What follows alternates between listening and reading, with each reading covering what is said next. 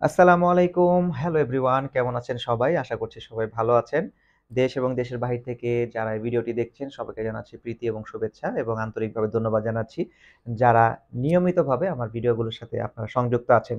আমি এজন্য আপনাদের উপরে খুবই প্লিজড এবং খুশি যে আপনারা আমার ভিডিওর মান এবং কোয়ালিটি খুব ভালো না হলেও আপনারা রেগুলার এবং নিয়মিতভাবে ভিডিওগুলো দেখছেন, কমেন্ট করছেন এবং প্রোঅ্যাক্টিভলি আপনারা আমার কাছ থেকে অনেক ধরনের প্রশ্ন করে জানতে চাচ্ছেন। আমি চেষ্টা করছি আমার অবস্থান থেকে আপনাদেরকে যতটা সম্ভব তথ্য জানানোর, অবশ্যই অথেন্টিক ইনফরমেশন গুলো জানানোর। তারপরও ভুল থাকতে পারে। তো যদি এমন হয় তাহলে অবশ্যই আন্তরিকভাবে আমাকে ক্ষমা করবেন।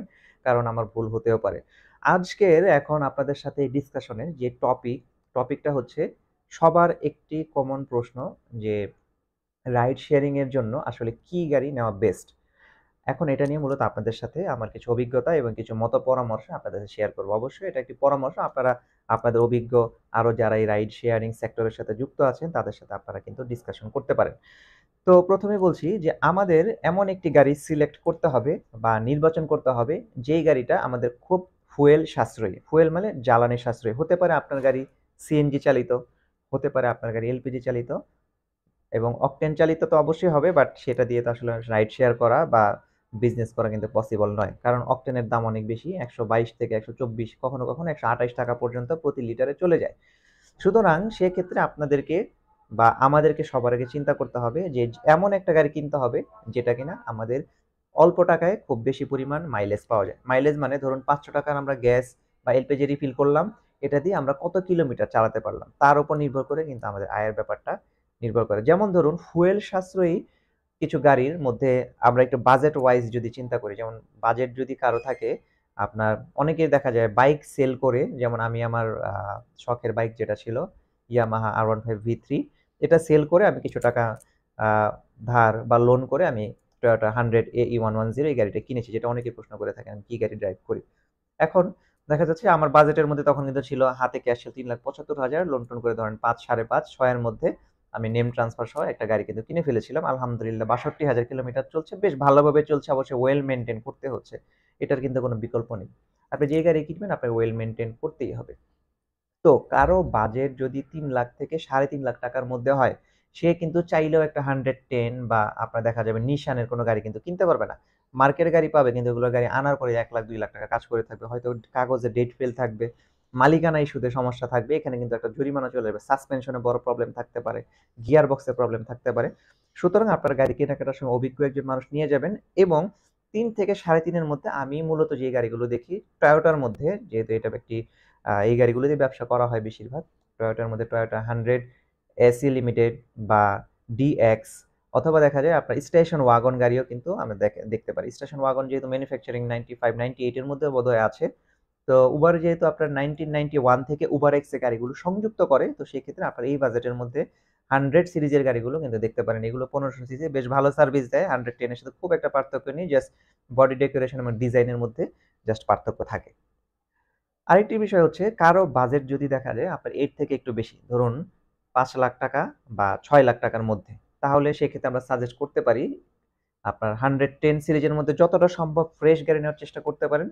এক্ষেত্রেও দেখা যাবে আপনার কিন্তু বেশ ভালোই চলবে। মোটামুটি মার্কেটে খুঁজলে আপনার দেখা যাবে ভালো একটা 110 আপনার দেখা যেতে পারে, পেয়ে যেতে পারেন। 96 এর, 98 এরও হতে পারে।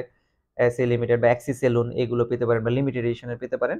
এগুলো মোটামুটি বেশ ভালোই। সেকেন্ড যেটা হচ্ছে আপনার আরেকটা কথা। এখন যে গাড়িগুলো বলা হচ্ছে এগুলো কিন্তু ইএফআই ইঞ্জিনের। কার্বোরেটর কিনা যাবে না। ইএফআই ইঞ্জিন কিন্তু একটা প্রবলেম আছে। প্রবলেমটা হচ্ছে কি, আপনার এগুলো কিন্তু এখন বর্তমানে গিয়ার বক্স এবং ইঞ্জিনের কিন্তু অনেক প্রাইস। সুতরাং আপনাদেরকে এই বিষয়টা মাথায়, গাড়ি কিন্তু কমে কিনলেন, বাট ইঞ্জিন গিয়ার বক্স যদি কোনো কারণে বসে যায় তাহলে কিন্তু আপনার বড় একটা অঙ্কের অ্যামাউন্ট টান দিবে। আর যে বিষয়টা হচ্ছে আপনার মাইলেজ একটু কম পাওয়া যায়। ইএফআই ইঞ্জিনগুলোতে তেল, গ্যাস একটু বেশি খায়। যেমন ধরুন আপনি যদি ৳৬০০ র 110 গাড়িতে ৳৬০০ র গ্যাস রিফিল করেন, সিটির মধ্যে আপনি দেখা যাবে ১০০ কিলো বা ১১০ কিলো, ১১০-২০ কিলো পাওয়া খুব টাফ। কিন্তু পেতে পারেন।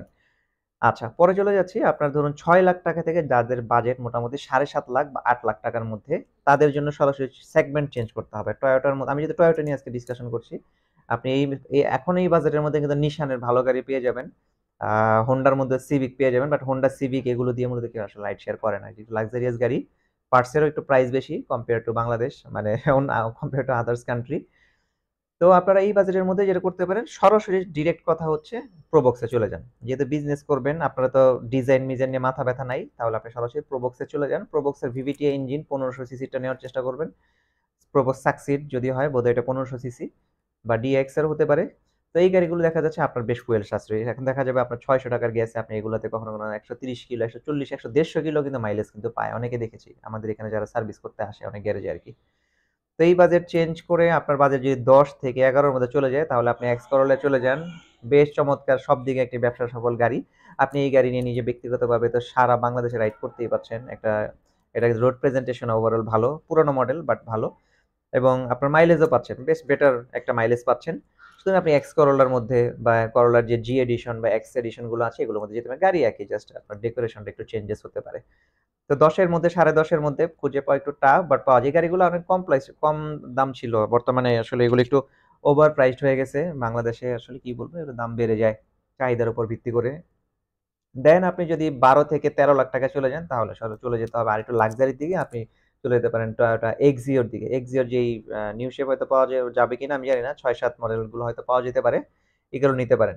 আরেকটা বিষয় হচ্ছে আপনার উবার প্রিমিয়ার। উবার প্রিমিয়ারের ক্ষেত্রে মোটামুটি আপনার অবশ্যই মিনিমাম উবারের ক্ষেত্রে 2011 সালের ম্যানুফ্যাকচার হতে হবে। আপনার গাড়িটা যদি 2011 সাল থেকে এরপরে যে মডেলগুলো আসে 12, 13, 14, 15, এখন 25, এগুলো সব আপনি উবার প্রিমিয়ারে এড করতে পারবেন। এগুলো তো উবার এক্স এর কলও ঢুকে, বাট প্রিমিয়ারেও আপনি এগুলো সংযোগ করতে পারবেন। তো 2011 আগের মডেলগুলো কিন্তু প্রিমিয়ারে যুক্ত হয় না। আর রেটিংস এর ব্যাপারে কি থাকতে হয় না থাকতে হয়, উবার প্রিমিয়ার চালানোর জন্য কত রেটিং থাকতে হয়, কয়টা ট্রিপ আপনার কমপ্লিট করা থাকতে হবে, এগুলো নিয়ে কিন্তু এর আগের 2টা ভিডিওতে আমি কিন্তু জানিয়েছি। একদম সরাসরি এক্সিকিউটিভের সাথে আমি কথা বলেছি। তাদের ফোন রেকর্ডের ভিডিওটা আমি আপনাদের কাছে এখানে ভিডিওতে শেয়ার করে দিয়েছি। তো মোটামুটি বাজেট ওয়াইজ আমি অনেকটা তথ্য আপনাদেরকে জানিয়েছি। তো আশা করা যায় এর মধ্যে যদি আপনাদের আর কোনো প্রশ্ন থাকে তাহলে অবশ্যই আমাদের সাথে শেয়ার করতে পারেন এবং জানাতে পারেন। তো ভালো থাকেন সবাই, এখানে শেষ করে দিচ্ছি। আল্লাহ হাফেজ। আসসালামু আলাইকুম।